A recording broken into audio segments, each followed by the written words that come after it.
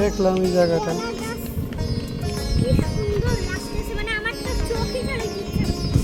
তাহলে সরায়ও না।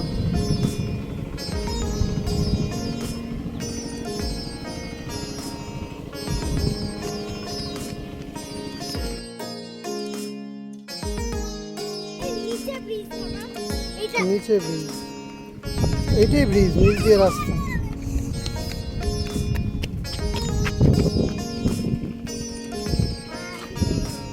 আসো না,